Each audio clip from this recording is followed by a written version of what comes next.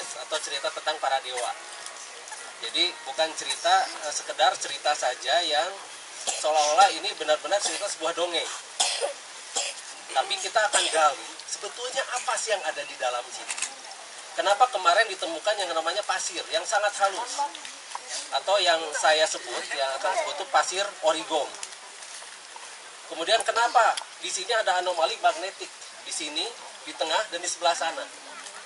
Ada beberapa anomali-anomali yang mengandung medan magnetik sangat tinggi. Dan makanya kenapa di sini banyak sekali orang-orang yang apabila dia tafakur atau berpikir atau dia diam, merenung, itu tiba-tiba segala sesuatunya seolah-olah menjadi terbuka. Karena ada gelombang-gelombang yang sebetulnya itu dibuat, man-made.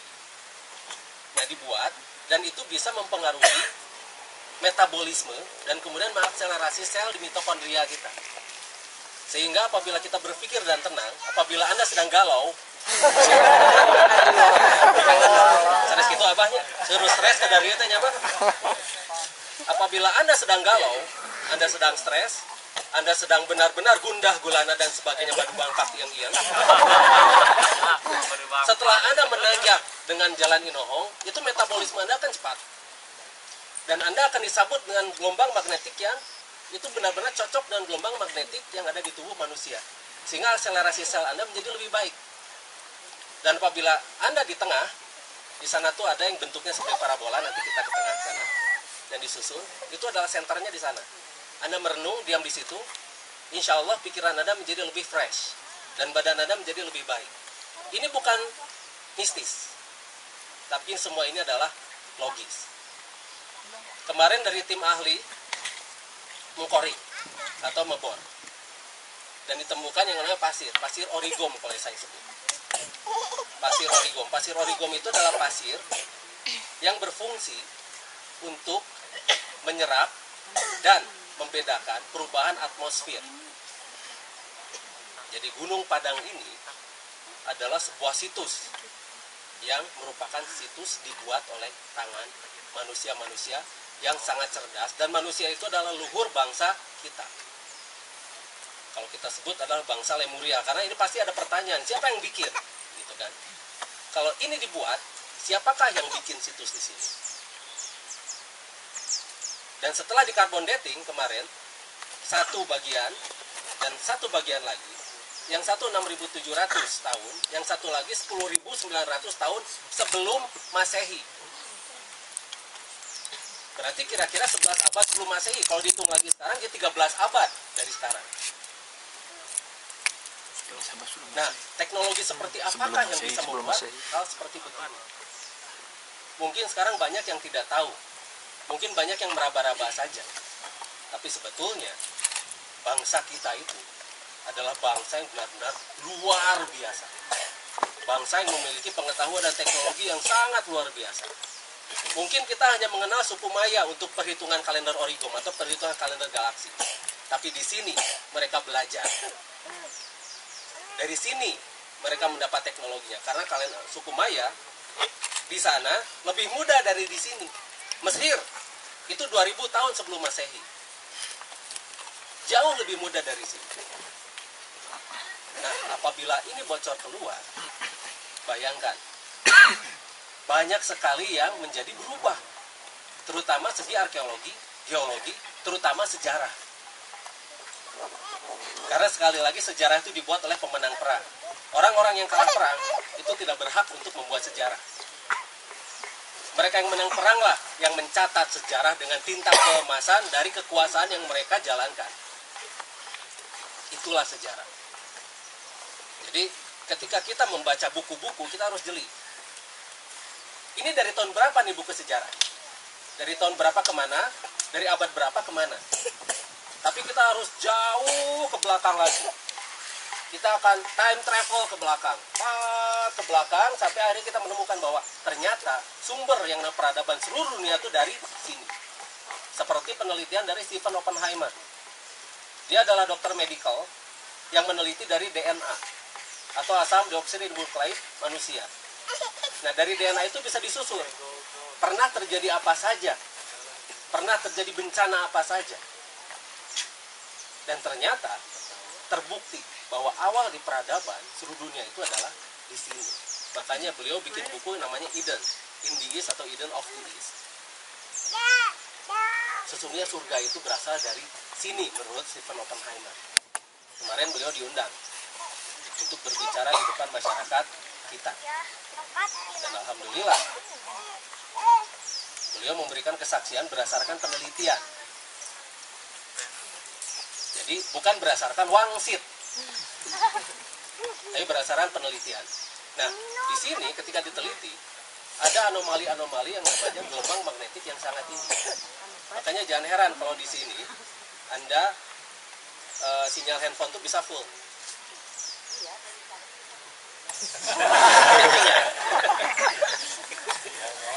Nah, nanti kita akan ke atas, dan dari sana coba rasakan.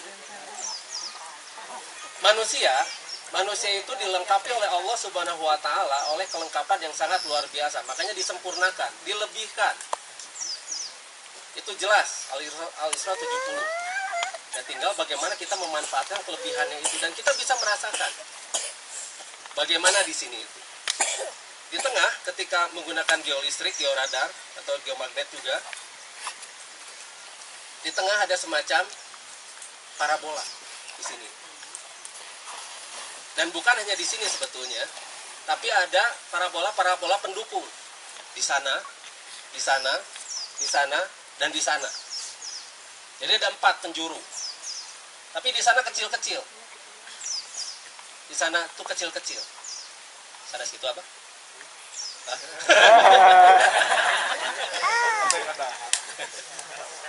Nah, di sana, di sana, di sana, dan di sana itu ada batu-batuan semacam begini, tapi tidak banyak, kecil-kecil, karena itu hanya pendukung. Nanti dia akan memfokus ke tengah. Nah, akan membentuk piramid, gelombang piramid, dan dia akan menembus jauh untuk menuju bintang Origom namanya. Nah, suku Maya sudah memperhitungkan, tapi sebetulnya mereka itu sama-sama belajar di kita. Jadi kita lebih tua dari Maya, kalenda. 1 kali putaran Origom itu 5.125 tahun 236 hari. Sekali lagi, 1 kali putaran Origom itu 5.125 tahun 236 hari. Itu untuk sekarang 433 Origom. Tapi sebelumnya itu 5.125 lebih sedikit. Sebelumnya lagi 5.124 lebih sedikit. Jadi yang namanya galaksi itu memuai. Nah, semua itu bertanya ke sini untuk sekarang mau nanam apa. Nah, pasir Origom juga itu berfungsi untuk menyerap air dari bawah ke atas, untuk mendeteksi dan memprediksi bakal terjadi bencana itu kapan. Jadi sebetulnya pengetahuan kita itu sudah luar biasa.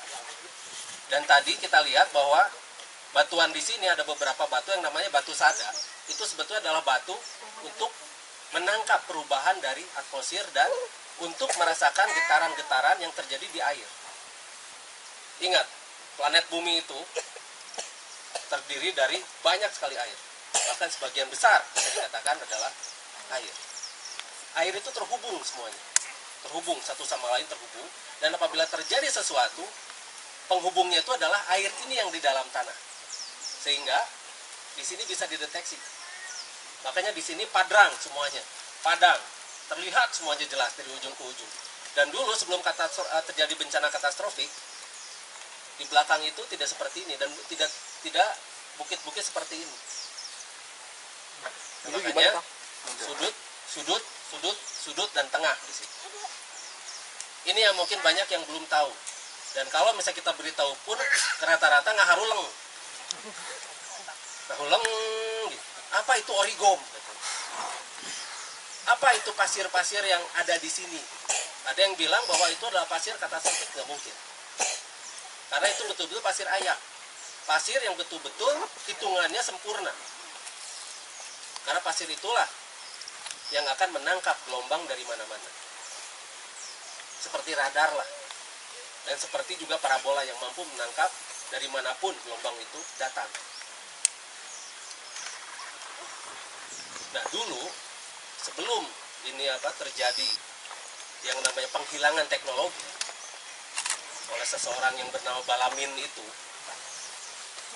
nah, sebelumnya di sini di yang namanya Tatar Sunda, makanya disebut Parahyangan, mereka sudah mengenal yang namanya Wimana atau yang namanya kendaraan anti gravitasi.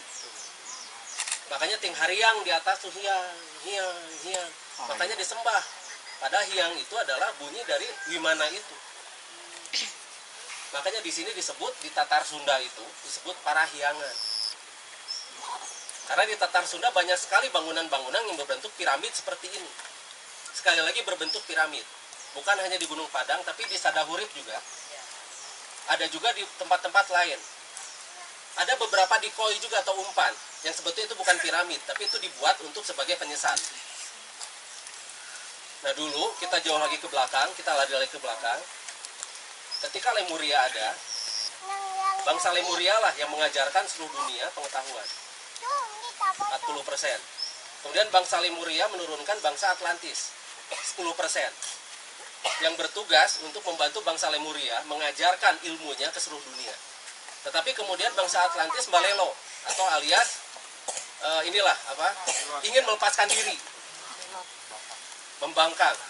Nah dia pindah ke suatu benua di tengah lautan Atlantik yang namanya Atlantis. Nah setelah Lemuria pergi dari sini, kembali lagi ke gugusan Orkadar, ke planet Lemurian, akhirnya di kita dikuasai oleh bangsa Atlantis. Jadi wajar kalau orang menganggap di kita itu adalah Atlantis. Karena ketika Lemuria berangkat, suku Atlantis lah yang mengklaim Indonesia sebagai negaranya. Semua peninggalan Lemuria itu dihapuskan, akhirnya menjadi Atlantis. Nah batu-batu di sini ada yang segi 5, ada yang segi 4, tapi tidak ada yang bulat. Tapi entah kalau yang di bawah, yang benar-benar sempurna. Karena batu-batu ini ditujukan, tadinya rapih ini tuh rapih. Mereka tersusun dengan sangat rapi, tapi mungkin karena pengaruh sesuatu atau apa, dan ini sepertinya unsur kesengajaan dirusak oleh zaman-zaman sebelumnya, agar kita tidak punya pengetahuan tentang origom itu. Akhirnya mereka mempelajari origom itu dari suku Maya. Padahal di sini seharusnya itu lebih lengkap, tapi catatannya dihilangkan. Kalau di sana ada beberapa catatan yang masih ada. Nah ini elektromagnetik yang tadi itu tatatap. Itu elektromagnetik, bukan magnetik. Beda. Lain. Nah jadi kalau misalnya kita menggunakan alat-alat yang mungkin bisa dikatakan canggih di sini, insya Allah kita bisa mempelajari jauh lebih baik lagi. Cuma sekarang ini adalah pengenalan awal. Nah kalau misalnya kita sempat nanti di atas, kita akan coba jalan-jalan ya ke masa lalu. Kita akan coba time travel di atas di sana. Nah, salah satu kuncinya konsentrasi. Saya akan coba bawa semuanya. Akan coba bawa. Biarkan kita berjalan. Biarkan otak kita membuat semacam probe. Nanti dia yang akan jadi kamera, yang akan berjalan kemana-mana. Dan sekarang sudah dulu di bagian ini kita naik ke atas.